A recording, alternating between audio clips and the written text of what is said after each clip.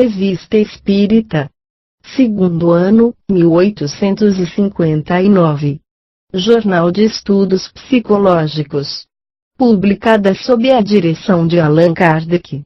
Janeiro de 1859. Sr. Adrien, médium vidente.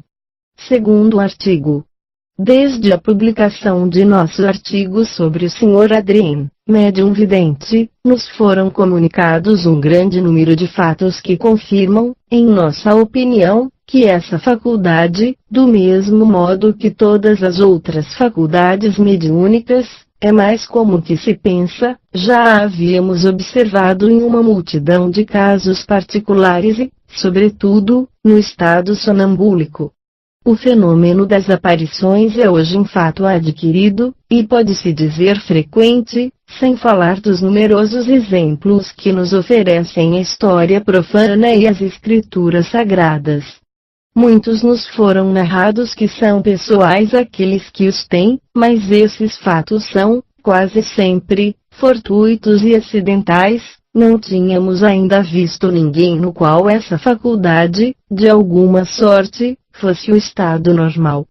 No Sr. Adrien ela é permanente, por toda parte onde está, a população oculta que formiga ao redor de nós é visível para ele, sem que a chame. Ele goza, para nós, o papel de um vidente no meio de um povo de cegos. Vê esses seres, que se poderia dizer o duplo do gênero humano, irem, virem, misturarem-se às nossas ações, e, se assim pode-se exprimir, ocuparem-se de seus negócios.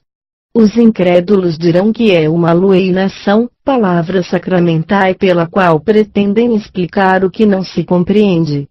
Gostaríamos que pudessem definir, eles mesmos, a alucinação, e sobretudo explicar-lhe a causa. Todavia, no Sr. Adrien, ela ofereceria um caráter bem insólito: o da permanência. Até o presente, o que se convencionou chamar alucinação é um fato anormal e, quase sempre, a consequência de um estado patológico, o que não é aqui o caso. Para nós, que estudamos essa faculdade, que a observamos todos os dias em seus mais minuciosos detalhes, fomos capazes de constatar-lhe a realidade. Ela não se faz, pois, o objeto de nenhuma dúvida, e, como se verá, nos foi um eminente recurso em nossos estudos espíritas, permitiu-nos levar o escalpelo de nossas investigações na vida extracorpórea, é a luz na obscuridade. O Sr. Home, dotado de uma faculdade notável como médium de influência física, produziu esses efeitos surpreendentes. O Sr. Adrien nos inicia quanto à causa desses efeitos, porque às vezes se produzirem e que vai bem além daquilo que fere os nossos sentidos. A realidade da visão do Sr. Adrien está provada pelo retrato que fez de pessoas que jamais viu, e das quais a identificação foi reconhecida exata.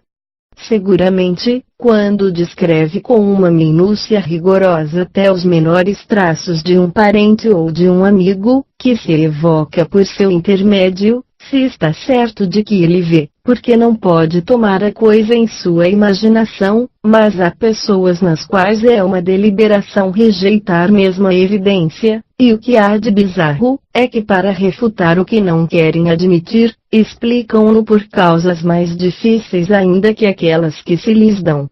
Os retratos do Sr. Adrien não são, entretanto, sempre infalíveis, e isso como em toda a ciência, quando uma anomalia se apresenta, é preciso procurar-lhe a causa, porque a causa de uma exceção, frequentemente, é a confirmação de um princípio geral.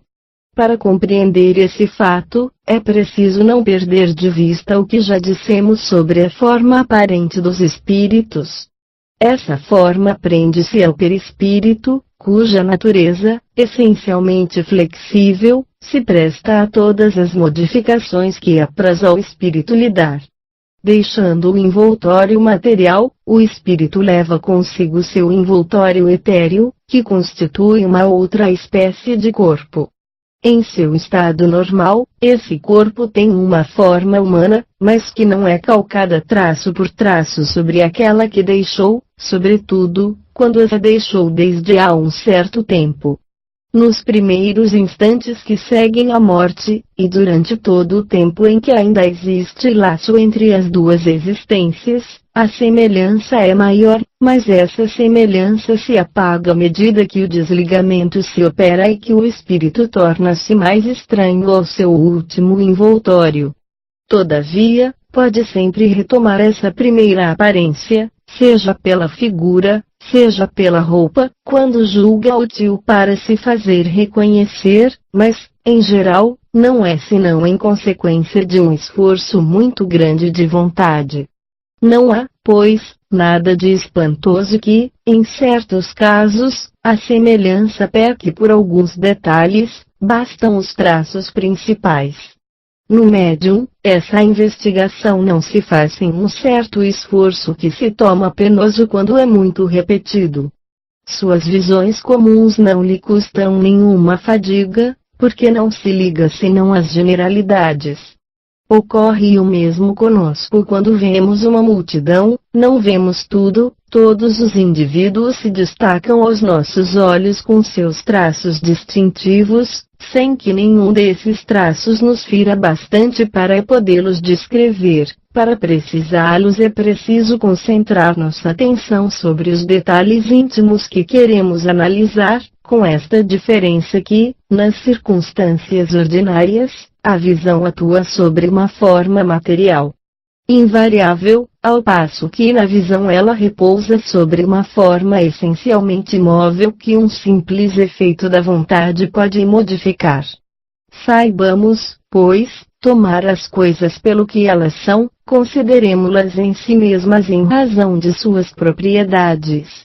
Não esqueçamos que, no Espiritismo, não se opera sobre a matéria inerte, mas sobre inteligências que têm seu livre-arbítrio, e que não podemos, consequentemente, submeter ao nosso capricho, nem fazer agir a nossa vontade como um movimento de pêndulo. Todas as vezes que se quiser tomar nossas ciências exatas por ponto de partida nas observações espíritas, extravia-se, por isso a ciência vulgar é incompetente nessa questão, é absolutamente como se um músico quisesse julgar a arquitetura sob o ponto de vista musical. O Espiritismo nos revela uma nova ordem de ideias, novas forças, novos elementos, fenômenos que não repousam em nada do que conhecemos. Saibamos, pois, para julgá-los, despojar dos preconceitos e todas as ideias preconcebidas, penetremo-nos, sobretudo, dessa verdade de que, fora do que conhecemos, pode haver outra coisa, se não quisermos cair nesse erro absurdo, fruto do nosso orgulho, que Deus nada mais tem de secreto para nós. Compreende-se, depois disso, que influências delicadas podem agir sobre a produção dos fenômenos espíritas, mas há outras que merecem uma atenção não menos séria. O espírito despojado do corpo conserva, dizemos, toda a sua vontade, e uma liberdade de pensar bem maior que quando vivo. Há suscetibilidades que temos dificuldade em compreender, o que nos parece, frequentemente, tão simples e tão natural o magoa e descontenta, uma questão deslocada choca, o fere, ele nos mostra sua independência em não fazendo o que queremos, ao passo que, por si mesmo, algumas vezes, faz mais do que sonhamos pedir. É por essa razão que as perguntas de prova e de curiosidade são essencialmente antipáticas aos espíritos, e que as respondem raramente de um modo satisfatório. Os espíritos sérios, sobretudo, a isso não se prestam jamais, e, em nenhum caso, querem servir de diversão. Concebe, pois, que a intenção pode influir muito sobre a sua boa vontade em se apresentar aos olhos de um médium vidente, sob tal ou tal aparência, e como, em definitivo, eles não revestem uma aparência determinada senão quando isso lhes convém, não o fazem senão quando vem um motivo sério e útil. Uma outra razão, de alguma sorte, prende-se ao que poderíamos chamar a fisiologia espírita. A visão do espírito pelo médium se faz por uma espécie de radiação fluídica, partindo do espírito e se dirigindo sobre o médium. Este absorve, por assim dizer, esses raios e os assimila. Se está só, ou se não é cercado senão de pessoas simpáticas, unidas de intenção e de pensamentos, esses raios se concentram sobre ele, então a visão é limpa, precisa, e é nessas circunstâncias que os retratos, quase sempre, são de uma exatidão notável. Se, ao contrário, há ao redor dele influências antipáticas, pensamentos divergentes e hostis, se não há recolhimento, os raios fluídicos se dispersam, são absorvidos pelo meio ambiente, daí uma espécie de nevoeiro que se projeta sobre o espírito e não permite distinguir-lhe as nuances. Tal seria uma luz, com ou sem refletor. Uma outra comparação menos material pode ainda nos dar a razão desse fenômeno. Cada um sabe que a verve de um orador é excitada pela simpatia e a atenção de seu auditório, que seja, ao contrário, distraído pelo ruído, desatenção ou a má vontade, seus pensamentos não são mais tão livres, se dispersam, e seus meios o sofrem. O espírito que está influenciado por um meio absorvente, está no mesmo caso, sua irradiação, em lugar de se dirigir sobre um ponto único, perde de sua força em se disseminando.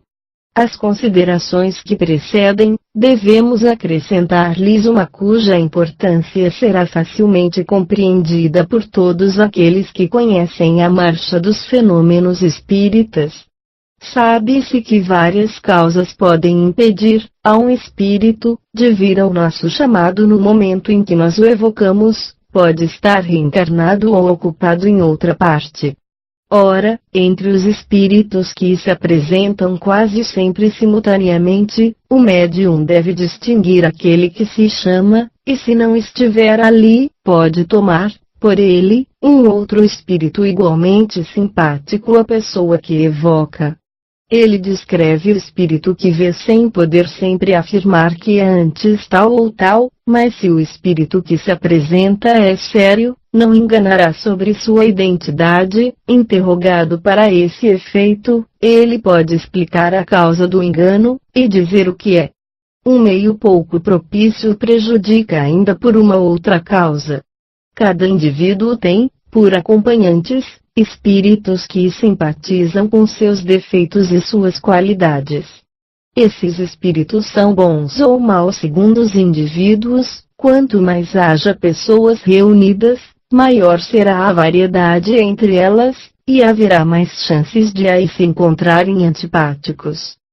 Se, pois, na reunião há pessoas hostis, seja por pensamentos difamantes, seja pela leviandade de seu caráter, seja por uma incredulidade sistemática, elas atraem por isso mesmo espíritos pouco benevolentes que, frequentemente, vêm travar as manifestações, de qualquer natureza que sejam, escritas também quanto a visuais, daí a necessidade de se colocar nas condições mais favoráveis, querendo-se ter comunicações sérias.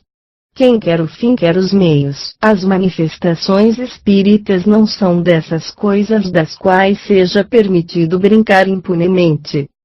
Sede sérios, segundo toda a acepção dessa palavra, se quereis coisas sérias, de outro modo não espereis senão ser o joguete de espíritos levianos, que se divertem às vossas custas.